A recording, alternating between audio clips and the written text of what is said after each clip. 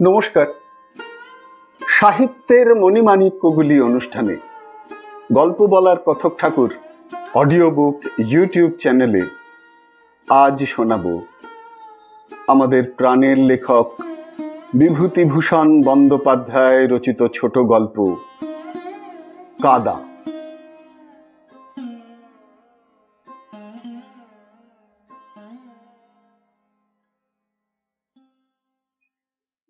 একঘেয়ে গ্রাম্য জীবনের মধ্যে হঠাৎ শোনা গেল আমাদের পাশের বাড়ির শ্যামাকান্ত চক্রবর্তীর বিয়ে। শ্যামাকান্ত চক্রবর্তী আমার কাকা হন, অবশ্যই গ্রাম সম্পর্কে। শ্যামা কাকার বয়স কত তা জানি নে, তিনি নাকি কলেজে পড়েন, কলকাতায় না কোথায়। গ্রামে আসেন মাঝে মাঝে, দেখতে পাই। বিয়ে হচ্ছে আমাদের গ্রামের কাছে নসরাপুর গ্রামের বীরেশ্বর ভট্টাচার্যের মেয়ে। বীরেশ্বর ভট্টাচার্যকে দেখেছি, বুড়ো মানুষ, ওই গ্রামেরই পাঠশালার পণ্ডিত। আমাদের গাঁয়ে এসেছিলেন ও বার কয়েক। বিয়ে হবে সামনের সোমবারে। হই হই পড়ে গেল পাড়ার ছেলেদের মধ্যে। আমাদের দল ঠিক করলে একটা উৎসব করতে হবে এই বিয়ের দিনে। আমার উৎসাহটা সবচেয়ে বেশি। আমি ভেবেচিন্তে দক্ষিণ মাঠের বিলের ধার থেকে কতকগুলো পাকাটি নিয়ে এলাম এবং পথের ধারের প্রত্যেক গাছে এক গাছা করে পাকাটি নোনার ডালের ছোটা দিয়ে বাঁধলাম। হরি জ্যাঠামশাই দেখে বললেন, ও কি হচ্ছে? বড় বড় মোটা কাঁচের পড়কলা বসানো চশমার ভেতর দিয়ে দেখি হরি জ্যাঠামশাই আমার দিকে কটমট করে তাকাচ্ছেন। ভয় ভয় গাছ থেকে নেমে পড়লাম। বলি, ও এই কি? বাজি আলো করবো শ্যামা কাকার বিয়েতে, তাই পাকাটি বাঁধছি। যত ছেলে মানুষই, ওই একটা সরু পাকাটি জেলে আলো হবে? কতক্ষণ জ্বলবে ওটা? যতক্ষণ হয়। ছাই হবে, বুদ্ধি কত, ও কখনো জ্বলে? হরি জ্যাঠামশাই চলে গেলেন। আমার রাগ হলো মনে মনে। উনি সব জানেন কি না? পাকাটি জ্বলবে না তো কি জ্বলবে? ক্রমে বিয়ের দিন এসে পড়ল। যেদিন বিয়ের বর রওনা হয়ে চলে গেল, সেদিন পাকাটি জ্বালতে সঙ্গী সতু ও হিরু বারণ করলে। আজ জেলে কি হবে? যেদিন বর আসবে বউ নিয়ে, সেদিন জেলে দিবি, দেখাবে ভালো। বিয়ের বরযাত্রী গেল গাঁ শুদ্ধ ঝেঁটিয়ে, কিন্তু আমার যে অত উৎসাহ, আমারই যাওয়া হলো না। কেন যে যাওয়া হলো না কি জানি। বাবা গেলেন, অথচ আমায় নিয়ে গেলেন না। তার জন্য কোনো কান্নাকাটিও করলাম না। খাওয়ার উপর আমার বিশেষ কোনো লোভ নেই। খেয়ে আমি সহ্য করতে পারি না, পেটের অসুখ করে। ওই জন্যই বোধহয় বাবা আমায় নিয়ে গেলেন না, কে জানে। মঙ্গলবারে সন্ধ্যের আগে বর বউ আসবে, বরযাত্রীরা ফিরে এসে বললে। আমি ঠিক করলাম, যেমন ওরা আসবে অমনি যে পথে আসবে ওরা, সে পথের দুধারের গাছে যত পাকাটি বেঁধেছি সবগুলো জ্বালবো। কেবল ঘর বার করছি, একে ওকে কেবল জিজ্ঞেস করছি কখন বর আসবে। বেলা যায় যায়, এমন সময় নীলু এসে বললে, ওরে শিগগির চল, বউ আসছে। আমি বললাম, কে বললে? নীলু আমার হাত ধরে এগিয়ে নিয়ে চলল। গোয়ালাপাড়ার মোড়ে গিয়ে বাজনার শব্দ শুনতে পাওয়া গেল যথেষ্ট। বললুম, কদ্দূর রে? তা বুনোপাড়ার কাছে হবে, অনেক দূর এখনো। দেখতে দেখতে শ্যামা কাকার ঘোড়ার গাড়ি কাছে এসে গেল। আমরা ঘোড়ার গাড়ি বেশি দেখিনি, দু একখানা কালে ভদ্রে শহর থেকে এই গ্রামে ঢোকে। তাও আমাদের জীবনে সব শুদ্ধ মিলে বার দুই দেখেছি মাত্র। ছেলের দল কলরব করে উঠল, ওই যে ঘোড়ার গাড়ি।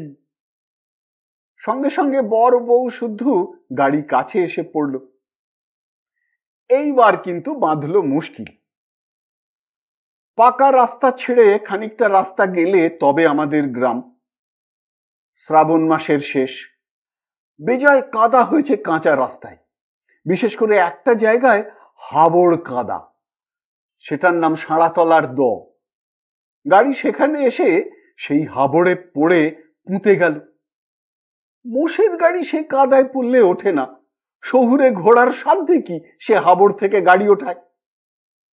ননি বললে, এর আমকাদা থেকে বাছা ধনের আর উঠতে হবে না, ও রোগা ঘেনা ঘোড়ার কম্য এই হাবড় ঠেলে ওঠা।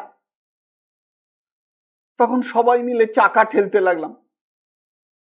গাড়ি চলে এলো শ্যামা কাকাদের বাড়ি। শ্যামা কাকার মা বউ বরণ করে ঘরে তুললেন।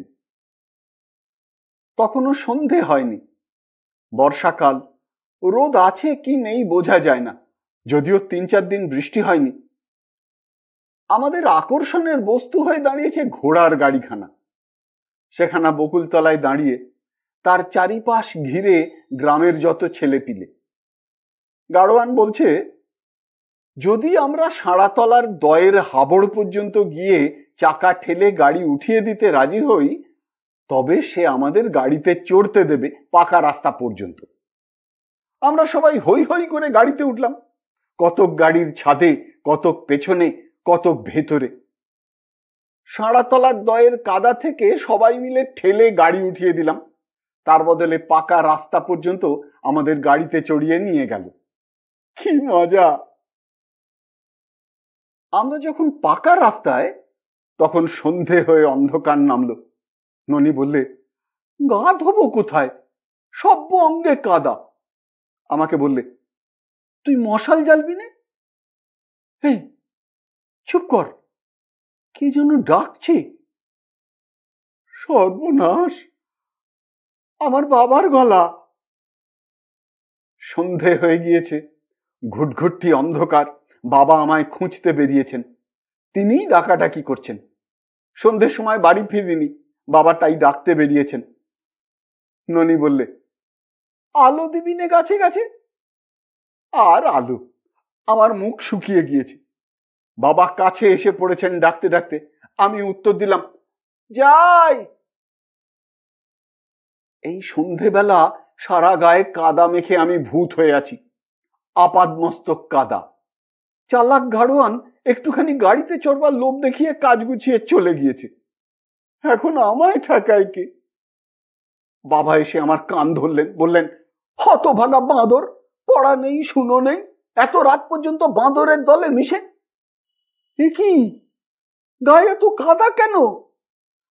আমি কাঁদো কাঁদো সুরে বললাম, এই গাড়োয়ান বললে আমার গাড়িটা একটু ঠেলে দাও, বড্ড কাদা, তাই সবাই মিলে। আমি আসতে চাইনি, আমায় ওরা নিয়ে এলো, ওই ননি, নিনতে, শশী।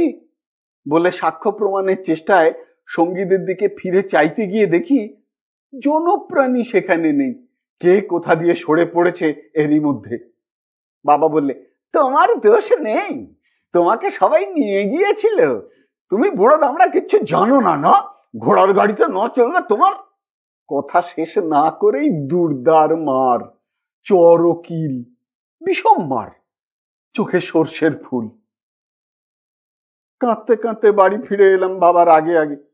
মা বললেন, আচ্ছা তোমার কি ভীমরতি হয়েছে না কি? এই ভর সন্ধেবেলায় ছেলেটাকে অমন ভূতনন্দী মার। ও মা, তা পাড়ার ছেলেদের সঙ্গে না হয় গিয়েছে একটু, আচ্ছা একটা আনন্দের দিন ওদের, তোমার মতো বুড়ো তো ওরা নয়। ছি ছি ছি ছি, নে এদিকে সরে আয়, খুব আমোদ করেছ, এসো। সে রাত্রে পাকাটি জ্বালিয়ে রোশনাই করা আমার দ্বারা আর সম্ভব হয়নি। এর 30 বছর পরের কথা। আমি কলকাতায় চাকরি করি।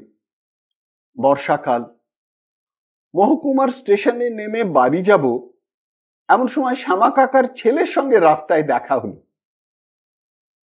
শ্যামা কাকা মারা গিয়েছেন আজ 10-12 বছর। গ্রাম ছেড়ে তার ছেলেরা আজকাল শহরে বাস করে। শ্যামা কাকার বড় ছেলেটি এখানে চাকুরি করে, ওর নাম অরুণ। অরুণ বললে, বাড়ি যাচ্ছেন দাদা? দীপ্তির বিয়ে পরশু, আপনাকে আসতে হবে অবশ্যই অবশ্যই, আসুন না একবার আমাদের বাসায়। গেলাম। দীপ্তি 16-17 বছরের সুশ্রী মেয়ে, আমাদের দেখে খুশি হয়ে এগিয়ে এলো। বললাম, কোথায় তোর বিয়ে হচ্ছে রে দীপ্তি? দীপ্তি মুখভঙ্গি করে বললে, আহা হা হা। তার মানে আপনার মুন্ডু। কথার কি যে ছিরি, হবে না ছিরি? আপনার কথা ছিরি বা কেমন? বল না কোথায় বিয়ে হচ্ছে? ফের দেখ দীপ্তি, চালাকি যদি করবি বল, কথার উত্তর দে। দীপ্তি আঁচল নাড়তে নাড়তে বললে, আহা, যেন জানেন না আর কি। আমি বিস্ময়ের সুরে বললাম, সেখানে নাকি? সেই? ভালো, খুশি হলাম। খুশি কিসে? আবার চালাকি করবি দীপা? খুশি হোসনি তুই? ওরকম বললে আমি মরবো আপিংকে, সত্যি বলছি। আচ্ছা যা, আর কিছু বলবো না। এখন একটু চা করে খাওয়াবি না এমনি চলে যাব? খাওয়াচ্ছি। ও মা, ঘোড়ায় জিন দিয়েছে? এমন তো কখনো দেখিনি। দেখিসনি? দেখলি। নিয়ে আয় চা। খাবেন কিছু? সে তোর খুশি। একটু পরে চা ও খাবার হাতে দীপ্তি এসে ঢুকে বললে, সোমবারে কিন্তু আসতে হবে। আপনাকে থাকতে বলতাম এখানে, কিন্তু বলবো না, বাড়িতে বড্ড ভিড়, আপনার কষ্ট হবে। সোমবার আসবেন অবশ্যই অবশ্যই। আচ্ছা, কথা দিলেন? নিশ্চয়। বরযাত্র না কনে যাত্র? দুই। আপনাদের গাঁয়ের যখন বর, তখন বরযাত্র তো হতেই হবে। কনে যাত্র কার অনুরোধে? আমার। আচ্ছা, আসি। ঠিক আসবেন তো পরশু? ঠিক ঠিক ঠিক।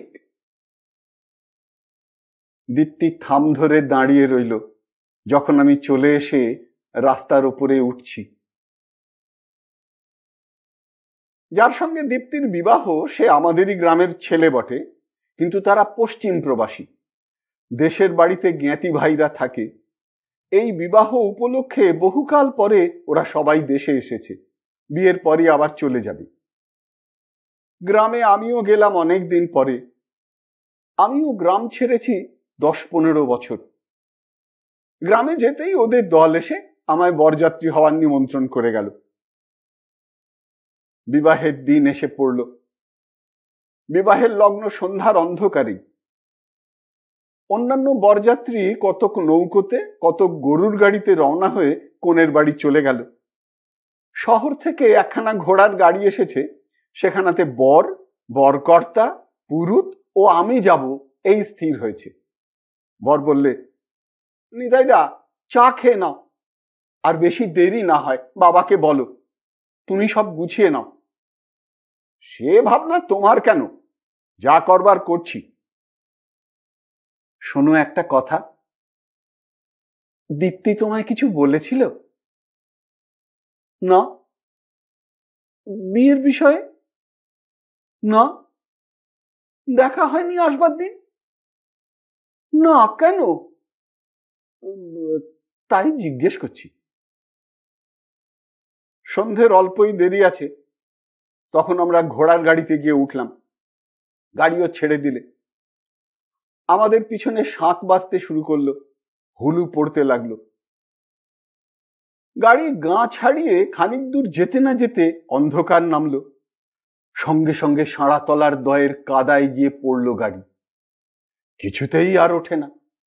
ঝাড়া 15 মিনিট বৃথা চেষ্টার পর গাড়োয়ান বললে, বাবু, একটু নামতে হবে।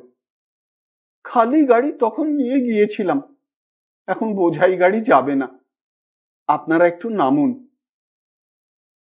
অগত্যা নামা গেল, কিন্তু তখন গাড়ির 4 চাকা যা পুঁতবার পুঁতে গিয়েছে। ঘোড়াকে চাবুক মারলে কি হবে, গাড়ি নড়ে না। তখন আমি আর বরকর্তা দুজনে সেই কাদায় নেমে চাকা ঠেলি। কোনো লোক নেই। বরকে বা পুরুত মশাইকে অনুরোধ করা যায় না চাকা ঠেলতে, আমরা দুজন ছাড়া ঠেলবে কি? দীপ্তির বিয়ের সুলগ্ন উত্তীর্ণ না হয়ে যায় তার বিয়েতে কোনো বিঘ্ন না ঘটে তাই প্রাণপণে ঠেলতে লাগলুম সেই চাকা, সেই সাঁড়াতলার হাবড়ের মধ্যে। আপাদমস্তক কাদায় মাখামাখি হলো। বরকর্তা বুড়ো মানুষ, তাকে আমি বেশি ঠেলতে দিলাম না, নিজেই ঠেলে কাদা পার করে তুললুম। বর বললে, এ তোমার একই চেহারা হলো, কাদায় যে। আমি বললাম, তোমরা যাও, আমি যাচ্ছি নে। সবাই বলে উঠল, সে কি, সে কি, সে কি হয় নাকি? আচ্ছা এগোন আপনারা, পেছনে আসছি, জামা কাপড় ছেড়ে আসি। গাড়ি চলে গেল। আমি দাঁড়িয়ে রইলাম সেদিকে চেয়ে।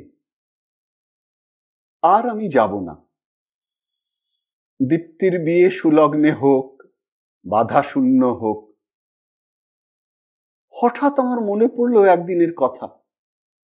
দীপ্তির বাবা বিয়ে করে যেদিন ওর মাকে নিয়ে ফিরছিলেন, 30 বছর আগের ঠিক এমনি এক অন্ধকার সন্ধ্যা।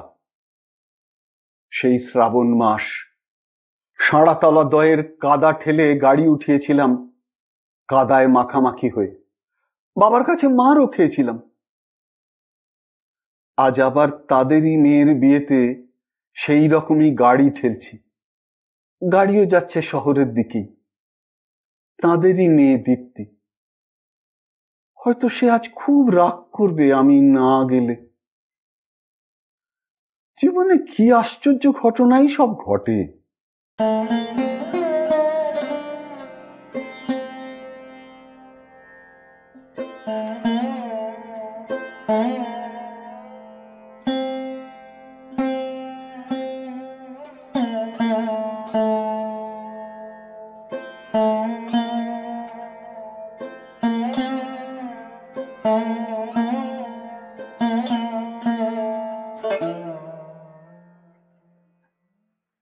শুনলেন বিভূতিভূষণ বন্দ্যোপাধ্যায় রচিত ছোট গল্প কাদা। যদি এই অনুষ্ঠানটি আপনার ভালো লেগে থাকে তবে অবশ্যই একটি লাইক দিয়ে আমায় উৎসাহিত করবেন। যারা এখনো আমার এই চ্যানেলটিকে সাবস্ক্রাইব করেননি তারা অবশ্যই সাবস্ক্রাইব বোতামটি টিপে চ্যানেলটিকে সাবস্ক্রাইব করে নেবেন এবং ভিডিওর কমেন্ট বক্সে আপনার মূল্যবান মতামত জানিয়ে চ্যানেলটিকে আরো এগিয়ে নিয়ে যেতে আমায় সাহায্য করবেন। ভালো থাকুন, পাশে থাকুন, সুস্থ থাকুন আর শুনতে থাকুন সাহিত্যের মণিমাণিক্যগুলি অনুষ্ঠানটি। নমস্কার।